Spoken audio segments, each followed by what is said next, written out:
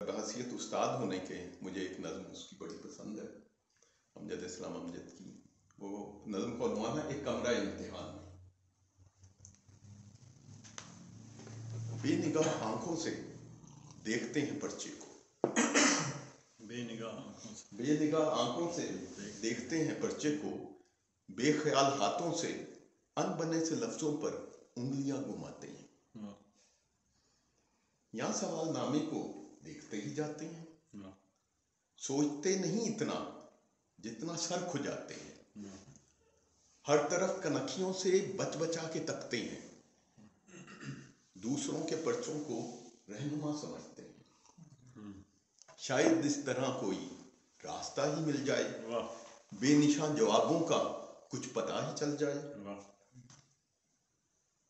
مجھ کو دیکھتے ہیں تو، یہ بحیثیت استاد، مجھ کو دیکھتے ہیں تو یوں جواب کاپی پر حاشیے لگاتے ہیں، دائرے بناتے ہیں جیسے ان کو پرچے کے سب جواب آتے ہیں. اس طرح کے منظر میں امتحان گاہوں میں دیکھتا ہی رہتا تھا. نقل کرنے والوں کے نت نئے طریقوں سے آپ لطف لیتا تھا، دوستوں سے کہتا تھا کس طرف سے جانے یہ آج دل کے آنگن میں ایک خیال آیا ہے، سینکڑوں سوالوں سا ایک سوال لایا ہے.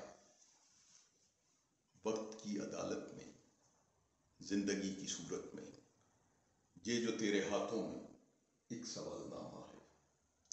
کس نے یہ بنایا ہے، کس لیے بنایا ہے، کچھ سمجھ میں آیا ہے؟